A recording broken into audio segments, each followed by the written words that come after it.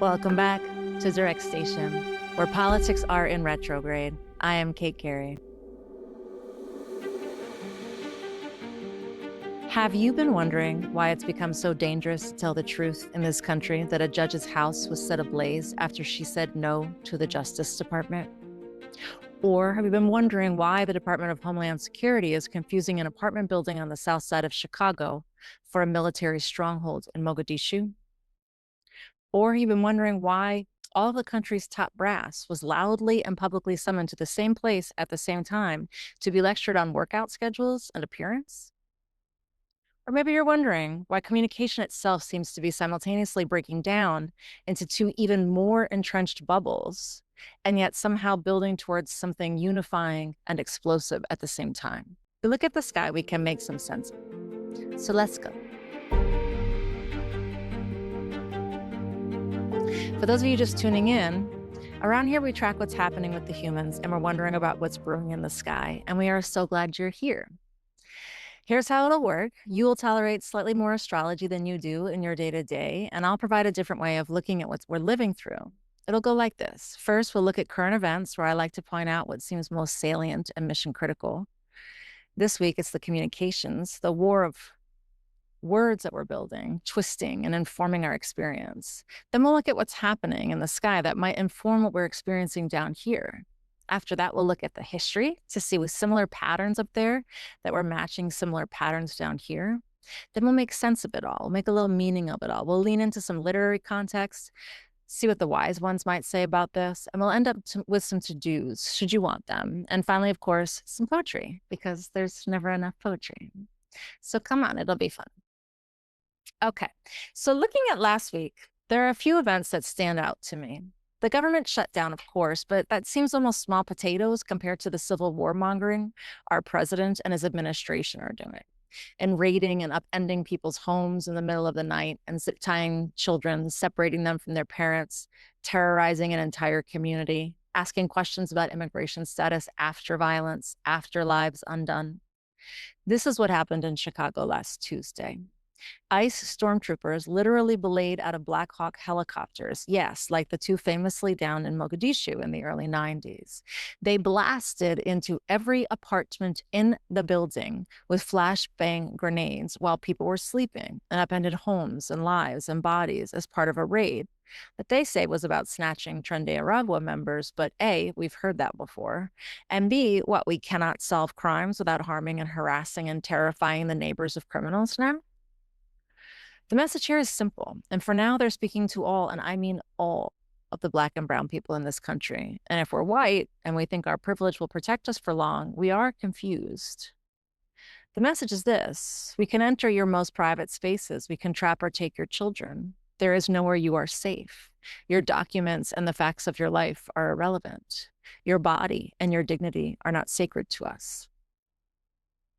On the same day, this is all last Tuesday, the 30th, Hegseth and Trump met with the nation's military brass. Here you see the Secretary of Defense, who would like us to honor his chosen name and call him Secretary of War, and the president address the most senior military leadership of the most powerful military in the history of the world. This, y'all, played out like satire. Hell, Colin Jost's recreation of it was such a relief because it was finally acceptable to laugh at the horror we had witnessed. The generals, advanced career professionals who have dedicated their lives to service and to keeping America safe from harm, were forced to sit through live-streamed, yes, live-streamed, in case our enemies weren't aware that we are all losing our marbles quickly over here. So live-stream incoherent rambling mixed with threats. The president told them that their enemies were the people living in American cities. He said a lot. It's actually quite an unhinged, incoherent, one might say demented monologue. But this event was a message that made us wonder, is this intentional degradation, an intentional move towards civil war, or just degradation as a byproduct of incompetence? One key insight into the intentionality of the moment, though, was Hegseth's derision of women in combat. And what really had my attention was the bit about beards and being clean-shaven.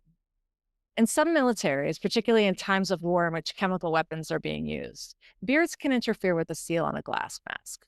Okay, that makes sense in some contexts. But that context notwithstanding, there are a few reasons where beards would be preferred and medical or religious exemptions are needed and granted, allowing the clean-faced military expectation to be violated. First, about 45% of the Black men serving in the country's military today have a skin condition that has allowed them to obtain a waiver. This skin condition makes it painful and dangerous to continue to shave each day because it causes ingrown facial hairs. All of us are familiar, most of us are familiar with razor bumps. And if we hassle the razor bumps day after day after day, things don't go well, right? We all know this story. Likewise, many servicemen who are Sikh or Muslim request and have in the past been granted religious waivers. One of the things Hegseth announced that day was an end to these waivers. This cannot be misunderstood. This is a move that can only be interpreted as part of an effort related to the illegal searches and seizures of Black and brown people in Chicago to make America not great, but white. To make America's military look one way and worship one way. What military can you remember who had to be a certain race in order to serve and eventually to stay alive? This gathering was a message of imagined domination, of overconfidence, a completely lacking in self-awareness, show-offy display of masculinity as exclusive power over, and bravado while staring into an abyss of completely poised audience members, of people living many of the aspects of real chivalry, honor, duty, protection. I mean, message received, I guess. Then, y'all, one more piece in the news that feels important is that on Saturday, October 4th, someone set fire to Judge Diane Goodstein's house in South Carolina. What was her crime? Why was she targeted by political violence that has gone either unacknowledged or derided by the radical right? Why was her home set ablaze while her husband and grandchildren were inside of it? They got out, by the way. Her husband is hospitalized after falling from a window and breaking several bones. Why did this happen? Well, she had had the audacity to rule that all of the information in voting records, addresses, social security numbers, birth dates, driver's license numbers, couldn't be turned over to the Trump administration because A, it's illegal, and B, it would cause, as she said, immediate and irreparable damage to voters' right to privacy. So the administration's efforts or attempt to disenfranchise voters from marginalized communities or perhaps dox all Democratic voters. I mean, pick your malevolent plan. But anyway, she said no. She was later overruled and was publicly criticized by the state's Republican governor, as well as several DOJ officials. But she said no to something they wanted, and her house was set on fire. Her house was set on fire. She'd been receiving death threats for weeks, and she finally almost died. She had just left the house when it happened. Later that day, Stephen Miller added fuel to the fire that had already become literal by saying not what he said after Charlie Kirk's assassination, but in fact the opposite. He amped up the language that had targeted this judge in the first place. He said, "There is a large and growing movement of left-wing terrorism in this country. It is well organized and funded, and it is shielded by the far-left Democratic judges, prosecutors, and attorneys general." He also said, reacting to a different judge, making things harder for federal deployment in Portland, that we are witnessing a legal insurrection. I heard someone today call their use of the Texas National Guard going to Chicago a federalized act, a civil war, turning one state's troops on another. I'm not sure whether or not it is an official legal act of internal civil war, but it seems bad, right? It all seems so bad. I called my girlfriend a couple times this week and was like, well, the race is on, right? Well, here we go. It's hard not to feel that way. Each step feels like we're closer and closer to something really important happening. Aren't you therefore wondering what was happening in the sky to make it feel like this, to have this effect on the messages being sent and received? So what is happening in the sky that explains this explosion of communication as warfare, of truth-telling as danger, and messages that betray themselves? Let me introduce you to a cosmic player we haven't spent much time with yet, Mercury, of Mercury in retrograde fame. In mythology, Mercury, also known as Hermes to the Greeks, was unique amongst all the gods. He was the only deity who could travel between all worlds. He could descend to the underworld, walk the earth with mortals, and ascend to Olympus to dine with the gods. Think about that. He's the only one who could move between the realm of the dead, the realm of the living, and the realm of the divine. meaning he's the only one who could carry messages across realms, the only one who could make sure that we here in the middle grounds have information we're supposed to from above or below. And around here, where we are, making sure that we hear or sometimes don't hear each other. He governs travel, communication, commerce, intellect. If you're familiar with the sun sign of Gemini, think of those qualities when you think of Mercury, who rules Gemini. Mercury was also the messenger, yes, but he was also the god of boundaries, right? Boundaries between two worlds. And therefore the god who is the crosser of boundaries, right? He was the one crossing those boundaries, but he was also the one guarding them. He is the god of merchants and thieves. He is the god of truth-telling and clever lies. He is the trickster who reveals the truth through mischief, the communicator who sometimes says most when he says nothing at all. I like to think of Mercury as a shapeshifter, as a mercurial, crafty cross-dresser who slips in and slips out, making sure life carries on because we are all thinking, we're all communicating, adapting, we're wondering, we're getting to the next place quickly, even when it feels like we're going nowhere. I think of him as mischievous, as a mischievous sibling who sometimes feels masculine and sometimes feels feminine, but always feels central to what we're doing. Right now, Mercury is having quite a month. Last week, he squared Jupiter, the planet of expansion, exaggeration, confidence, and sometimes overconfidence. When Mercury squares Jupiter, remember, that's a 90-degree angle. That means there's a tension and something to catalyze, something to challenge, something to force an evolution. So in that dynamic, when these two are disagreeing about who is stronger, communication gets bigger, louder, more dramatic, but it's also getting careless in this circumstance. It's the aspect of saying too much, of messages that reveal more than they intended, of confidence that becomes overconfidence, that becomes self-parody even. Does that resonate at all when you reflect on the events of last week? So as Mercury approached its square with Jupiter, it manifested as this babbling fool. That meaning the general's being subjected to incoherent rambling from an overfluffed, overconfident, vain, by the way, amateur, by the way, scandal-laden, philandering, lying, reckless pair, both of them, of somehow leaders embarrassed themselves and their country while believing they're talking big words, right? Jupiter, big. Mercury, words, big words, but not in a harmonious way. Not like it would have been if the two were trined or set up in some other kind of happy configuration. No, with Jupiter squaring Mercury, you get propaganda. You get propaganda that is starting to become its own undoing. The very messages meant to project strength were revealing weakness. The communication meant to intimidate was quickly becoming comedy. I'm going to mention it in a minute, but all these mercurial events are more pronounced, more impactful, more devastating because they, like we, like everything in 2025 and 2026, are happening against the backdrop of a once in human history configuration amongst the outer planets. You know, we call it, as Austin Coppock named it, the Great Flying Wedge of Chaos. So in that context, another manifestation of Mercury squaring Jupiter against this backdrop is an exaggerated experience of Mercury as the crosser of boundaries between worlds. That Chicago apartment raid was Mercury crossing boundaries that should never have been crossed, pushed by that uncomfortable square with Jupiter, forcing us to see what should never be seen. Children being dragged out of their beds into the cool night without proper garments, without their parents close by, without protection, without advocates.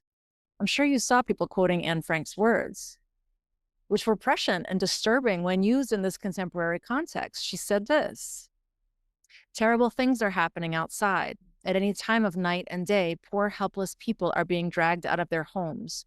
Families are torn apart. Men, women, and children are separated." Having Anne Frank's words ring so true in the United States of America is very, very, very upsetting, very surreal, very motivating, right? Quickly affecting us with these ideas, these words. That's Mercury. Mercury is revealing the horror by transgressing the boundaries between public and private, between state power and childhood innocence, just as he transgressed the walls between the realms of the gods, the living and the dead. Mercury also opposed this week, meaning sat across from, Chiron and Eris. Remember, Chiron is the wounded healer. He opens old wounds so they can finally heal. Chiron was a centaur. He was a healer. And when he was wounded, this wound would not heal, but he found a way to, in spite of that wound, or maybe even because of that wound, heal others, right? Sort of the guardian saint of therapists, if you will. And Eris is the goddess of discord, the uninvited guest who tells uncomfortable truths.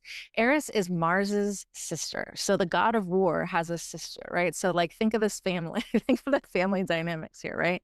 So the god of war has this sister, Eris. And there's a wedding that she's not invited to. And so she goes to the door of this wedding. She's a goddess. It's a mortal wedding. She goes to the door of this wedding. She makes an apple, a golden apple, and she inscribes on the apple, "For the fairest." And she opens it. I think of it as like a snooty wedding that I wasn't invited to, right? Like, oh, you don't want me here? Here. She throws the apple into the wedding, says, "For the fairest," and chaos ensues. The women dive for it. Think of it like a bouquet, like, you know, when we're grabbing for the bouquet to see who's going to be the next bride, the women all dive for this apple, and it disrupts the entire wedding. There's a series of events that sort of lead to the Trojan War from this moment. So she's a powerful disruptor. That's Eris, right? And she's hanging out with the wounded healer horseman, right? And so those two are traveling together right now, and they are sitting, that last week they were sitting opposite Mercury. So when Mercury opposes those two, we get truth-telling that hurts, messages that wound, communication that disrupts. The comfortable lies we've been living with get undone, right? Get disrupted. So you can see Judge Goodstein, who in an environment where more than 60 federal judges or their families have been harassed or threatened, was brave enough to look at the DOJ lawyers in a courtroom and say, no. And so the reprisal on the judge's home, and presumably the attempted reprisal on her life, is the kind of thing that can happen when Mercury speaks truth to power right now, when those two are sitting opposite Mercury, right? A massive disruption that is triggered by words, by truth. So the message is clear. Tell the truth. Face literal fire. But here's what they don't understand about Mercury. Attacking the messenger never stops the message. It amplifies the message, right? And y'all, listen, this is the important part. Mercury is building towards a conjunction with Mars, the god of war, action, aggression, in Scorpio. She's about to enter Scorpio. She's at 25 degrees of the skyline before Scorpio. So she's on her way. She moves pretty fast. All words do, right? So she's on her way into Scorpio, the skyland of secrets, death, vengeance, power. When Mercury and Mars meet in Scorpio, secrets get weaponized, words become warfare, and hidden things get dragged into the light. They'll continue this dance through mid-November, eventually moving together. They're gonna meet for real on October 20th, I think, and they're going to hang out within 10 degrees of each other, much less than that for a while, all the way through November, right? And then they're going to end up in November in the skyland of Sagittarius, where truth-telling becomes even more blunt, even more philosophical, even more unable to be contained. So during this conjunction, they'll be making a quincunx. That's an awkward, tense angle that is demanding some adjustment so that change can occur, right? So while Mars, the god of war, and Mercury, the god of communication, are sitting together in this like fertile land of Scorpio, they're going to be at a quincunx to America's Chiron, its original wound, and opposing its Vesta, its original sacred mission. So the wounds of who we are as a nation, who America is as a nation, what we hold sacred, what home means to us, all of that is getting activated by those two hanging out, Mercury and Mars, as they dance together, as they have already begun to do. As I tape this, they're within 10 degrees of each other already now, which is enough to matter. And listen, here's what I need you to know. All of this is happening as we approach an event in February that in many ways is the climax of this experience. The background configuration that we are always talking about, that configuration we call the Great Flying Wedge of Chaos, includes a meetup, a conjunction between two really, really, really significant planets at a really, really, really significant spot. It's Saturn with Neptune. not going to go too deeply into the archetypes of these two today because I don't want to wear you out, but I do want to get into a little bit of the history of these two as we consider Mercury and what is rising in terms of messaging and ideas and language and curiosity and communication and boundaries and mischief, right? We consider the fact that when Neptune and Saturn meet up on February 13th, 2026, at 0 degrees of Aries, which is a really big deal spot, the music stops. Something will shift. Something will lock into place, I assure you. Something will be disbanded and something will have changed irrevocably. All, and I mean all, of the wise ones are saying that that event, that Neptune-Saturn meetup at 0 degrees of Aries, is the event that decides the outcome of this process. It decides the direction this is going. The action won't end there, but for a moment, the music will stop and we will look around and we will see where we are. We will see what's possible anymore for our country. As that moment approaches, we are uniquely empowered to affect events. Humans can overtake events during this period of time before events overtake us. When those two planets meet at a place they have never been before, but a place that we also have very significant meaning for everybody on the planet. That moment will be massive. That moment will be about which reality of all the realities that are currently on the table right now, of all the conflicting fact bases, one gets locked into place. Which one will it be? Which fact base will we be living in? You and I and every human everywhere is in charge right now of deciding. And Mercury is about to enter the skyland of power. And man, if we're going to speak, we got to do it now. Here's why. Let's look at the history. Let me tell you what happens when Saturn and Neptune meet. It's about structures dissolving and reconstituting. It's reality and illusion having to figure out how to coexist. It's the moment when dreams either die or become real. In 1917, during the Saturn-Neptune conjunction is a vocabulary word that mean they're in the same exact spot in the sky. In 1917, during their conjunction, the Russian Empire dissolves into revolution, and then chaos, and then as the Soviet Union.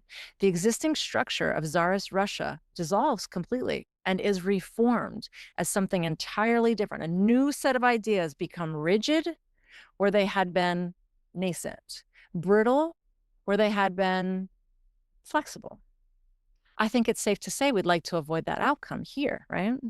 In 1953, during their next conjunction, Neptune and Saturn were together again in the same spot in the sky. This time Stalin dies, right? There's a few leaders in between, but this leads to a period of time in Russia where there is liberation, where there is freedom, where there is autonomy, where there is some level of independence, of even freedom of speech, of freedom of knowledge, freedom of research, where people could become informed again about what the real truth was, right? So Stalin dies, and that is what evolves out of that death.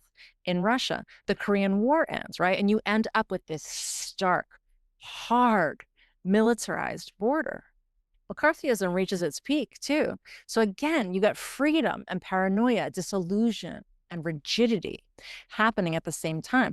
In 1989, during their next conjunction, we got the fall of the Berlin Wall, and it just dissolved overnight, suddenly, right? There's no big flashbang moment. There's no big conflict at the gates, right? It just sort of happens. It just sort of undoes. And over the course of that week, a whole bunch of countries end up saying, I don't want to be a part of that anymore.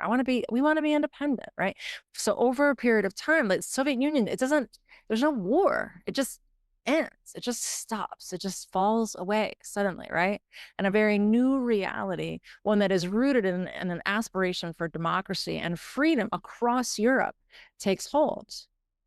However, what happens in that same Saturn-Neptune conjunction in 1989, can you think of another big event that year? Tiananmen Square. So freedom and repression are happening simultaneously. Structures are dissolving in one place while hardening in another place, right? The dream of freedom becoming concrete for some while being crushed under a tank for others. So the pattern is this. When Saturn and Neptune meet, whatever has been fluid becomes solid. Whatever has been delusional gets a reality check. But here's the crucial part. We get to influence what reality comes crystallizing out of that check. The actions that we take now, while they're approaching but not yet merged, help to determine which structure forms when they finally meet. We are in that window now. Between now and February 2026, we're in the space where our choices, our words, our actions help determine which reality locks into place. So imagine if we could time travel back into those chunks of time before Tiananmen Square, before the Berlin Wall fell, right? Or before the Russian Revolution, and say, y'all, you're in a position to stop some of this right now. Like, if you act, you can undo it. The reality that you seek could be caused if you caused it, right? If somebody had whispered that to them, if they had known that if only I act, if only I try, if only I grab some courage and some bravery and move now, I could affect the outcome of this, right? We are saying that to each other now. That is what is true now. We are certain of this. Do we lock in the authoritarianism or the resistance? Do we crystallize the cruelty or the compassion? Do we solidify the lies or do we solidify the truth? No one is in charge but us, but the humans. It is entirely up to us. So what does this actually mean for us right now? In this moment where children are being handcuffed and truth tellers' houses are being, we're living in Mercury's realm where every communication is a choice point. Every message we send, every truth we tell or don't tell, every boundary we cross or defend, it all matters more than usual right now. We're not just communicating, we're creating the reality that's about to crystallize. The question Mercury is asking us through all of these events is this: are you speaking, living, moving in alignment with your values? Not just thinking about them, not just believing them quietly, but actually embodying them in your communication and in your choices. Because here's what I see. The reason they're getting so violent about communication, burning judges' houses, traumatizing children with displays of power, turning military briefings into reality TV is because they know words matter right now. They know truth matters. They know that whoever controls the narrative when Saturn and Neptune lock together controls what reality crystallizes. Hell, they gave CBS and TikTok to their friends to ensure more media empires cast this mighty web of lies. But Mercury, as trickster, is showing us something beautiful. Their own messages. I went to see my daughter at college this weekend, and I was waiting for her and her friends to come pick me up. And so I was sitting in the hotel bar, with my little laptop with some wine, and I was sitting there, and there were two dudes there. One of them had a MAGA hat on. They were pretty drunk, but they were all right. They were funny. They were sort of two doors down, like around the corners. They were like close, but not right next. So I could hear them and I could see them. And I watched them dissect the speeches with the generals. And I watched them kind of take that conversation and end up laughing and mocking Pete Hegseth. And I watched them make fun of him because of you remember the pull-up video where I think he had done like 50 pull-ups, but the piece of it that went viral was this like 25-second shot of him at the very end of his pull-up workout where he looked like he couldn't do pull-ups any better than I could. And that became something that sort of weakened him or made him look weaker than possibly even he is. I don't really know. I didn't go research the full video to see how many pull-ups the man could actually do. I don't really care. But these men cared, right? And they cared that he looked weak. So the pull-up video reveals a weakness that he does not mean to reveal. The raids reveal a cruelty that they don't mean to reveal necessarily as much as they mean to assert a strength. The fire makes a local judge into a national symbol of resistance rather than a traitor. They're looking to control communication through force, but Mercury does not work that way. Mercury is quicksilver. Try to grasp it too tightly and it slips through your fingers, and suddenly people on your own side are mocking you using the very material you put out to send your messages, right? The paralysis that we're feeling, that sense of being frozen while everything is happening so fast, that's because we are standing at a threshold, my friends. We are between worlds now, just like Mercury. We are in the space between what was and what will be. And that space, that's where choice lives. That's where agency exists. That's where we determine what gets locked into place. Rick Levine is one of the heroes and elders in astrology land. And he's been saying lately that what matters most now is your integrity, your words and your behaviors. Do they match your values, your opinions, your feelings? And when he says that, he means that professionally, spiritually, physically, politically, globally, right? Like all of the ways in which one might express themselves through projects, through work, through relationships, through community, through networks, through volunteerism, right? Are you doing what you're thinking? Are you doing what you're feeling? Are you behaving in alignment with how you feel and what you want to see come out of this? Mercury is asking you what you'd like to express and how. And I say, do it. Let's look at some literary context and see who else has spoken about such things. I want to bring you into Toni Morrison's acceptance speech when she receives the Nobel Prize. She understood the power of language perhaps better than any writer of our time. I often say she's the greatest novelist ever. But in that acceptance speech, which is the part I want to read you is longer than I usually read to you, but I think it's worth it because, fuck, it's Toni Morrison, right? But listen. Once upon a time, there was an old woman, blind but wise. Or was it an old man, a guru perhaps, or a griot, soothing restless children? I have heard this story, or one exactly like it, in the lore of several cultures. Once upon a time, there was an old woman, blind, wise. In the version I know, the woman is the daughter of slaves, Black, American, and lives alone in a small house outside of town. Her reputation for wisdom is without peer and without question. Among her people, she is both the law and its transgression. The honor she is paid and the awe in which she is held reach beyond her neighborhood to places far away, to the city where the intelligence of the rural prophets is the source of much amusement. One day, the woman is visited by some young people who seem to be bent on disproving her clairvoyance and showing her up for the fraud they believe she is. Their plan is simple. They enter her house and ask the one question, the answer to which rides solely on her difference from them, a difference they regard as a profound disability, her blindness. They stand before her, and one of them says, "Old woman, I hold in my hand a bird. Tell me whether it is living or dead." She doesn't answer. And the question is repeated, is the bird I'm holding living or dead? Still she doesn't answer. She's blind and cannot see her visitors, let alone what is in their hands. She does not know their color, their gender, their homeland. She only knows their motive. The old woman's silence is so long, the young people have trouble holding their laughter. Finally, she speaks, and her voice is soft but stern. "I don't know," she says. "I don't know whether the bird you're holding is dead or alive, but what I do know is that it is in your hands. It is in your hands." Her answer can be taken to mean, if it is dead, you have either found it that way or you have killed it. If it is alive, you can still kill it.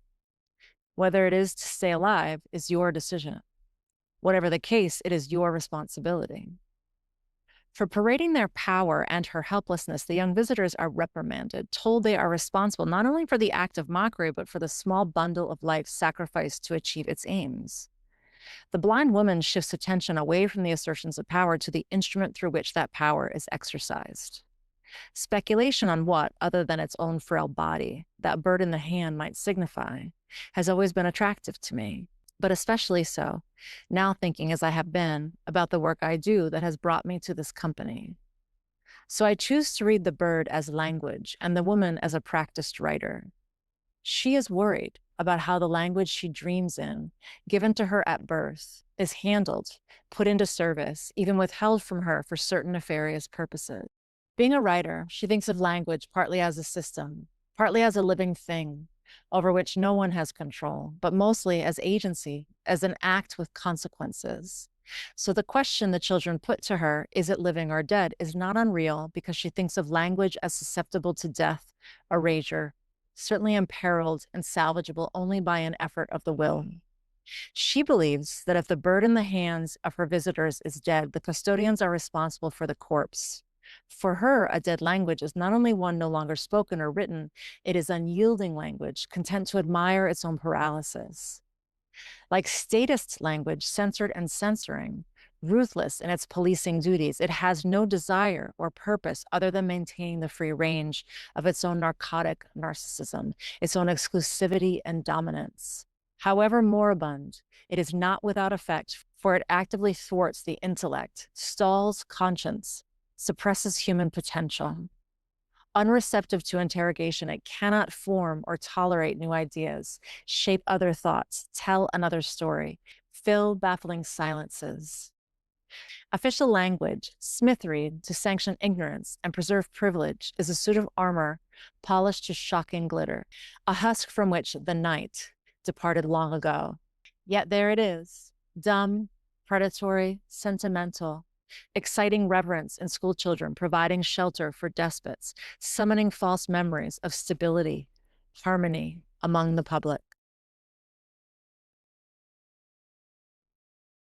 Think about that in the context of what we're seeing. The language being used, raids, operations, enforcement. It's not just describing violence, it is violence. The way they're communicating with us now, just limiting what we can say, it's trying to limit what we can know. But Morrison also gave us the antidote. After Trump's first election, when so many of us were in despair, she said this: "This is precisely the time when artists go to work. There is no time for despair. There is no place for self-pity, no need for silence, no room for fear. We speak, we write, we do language. That is how civilizations heal. We do language," she said. "That's how civilizations heal," she said. In Mercury's time, when communication is everything, we do language. And Arundhati Roy, who has spent her life speaking truth about power, tells us this, quote, "The trouble is that once you see it, you cannot unsee it. And once you've seen it, keeping quiet, saying nothing, becomes as political an act as speaking out. There is no innocence. Either way, you're accountable." We've seen the children in handcuffs. We've seen the judge's house burn. We've seen the generals subjected to degradation. We can't unsee it. And now, in this Mercury moment, our choice to speak or stay silent is helping determine which reality crystallizes and hardens out of this. So what do we do? How do we work with Mercury's energy to help ensure the right reality locks into place? First, I say, an action. This week, ask yourself, maybe daily if you can, leverage this action as practice. Before you do anything else, ask yourself, am I moving in alignment with my values today? Are my plans for today in alignment with my values? Not just thinking about them, but moving. Mercury is about articulation of values, messages in motion, right? Saturn-Neptune is going to lock something in.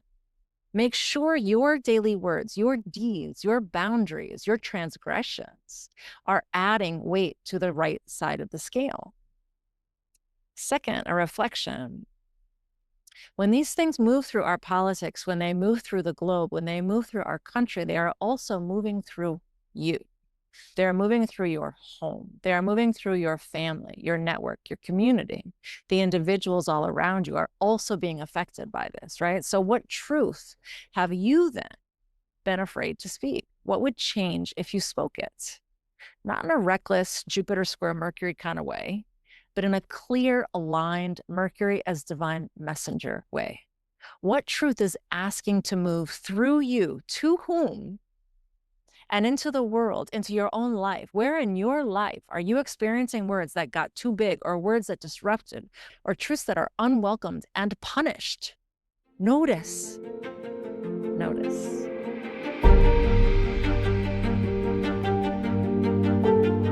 And finally, an inspiration. Here's a poem by No'u Ravila, an indigenous Hawaiian poet. In this gorgeous piece, "When you say protesters instead of protectors." I'll read the ending to you. "What kind of prayer could ever be trusted without evidence of a free tongue? On the rare occasion, sound shakes loose. Words, no matter how unmuzzled, words still go to die. Sometimes I dream of tearing your throat wide open and finding there where stories should be born, only bleeding, bleeding, bleeding. The wish to desecrate. We are yet again portrayed by you. the girl, the native, the water, the mountain who was asking for it. Your lips, so Sunday's still. Sometimes I almost believe you. So it's best I keep hiding knives in my hair the way my grandmother, not God, the way my grandmother intended. What are you hiding? What are you holding? What will you use to make these words come correct? How will you confront the lies? How will you upend their pretense of power? If you would like to understand how these patterns are affecting you personally, how Mercury is moving through your chart, and what truths are asking to be spoken through you, it would be my great honor to look at that with you. I provide readings and coaching to help folks navigate their journey through all of this. My email is in the episode description. Please do write a review, follow and share and comment, because each time you do, the thing grows every day. Until next time, remember that we're in Mercury's realm now. Every word matters. Every message counts. Every truth told adds weight to the side of the scale we want to see crystallize when Saturn and Neptune finally meet. We are not just witnessing this moment. We are creating what comes next through what we choose to say and not say, through how we choose to affect through these threshold times. Each of us, one decision at a time, makes our future, makes our nation what it shall be. So until next time, be well, be conscious, and be kind. I will see you soon.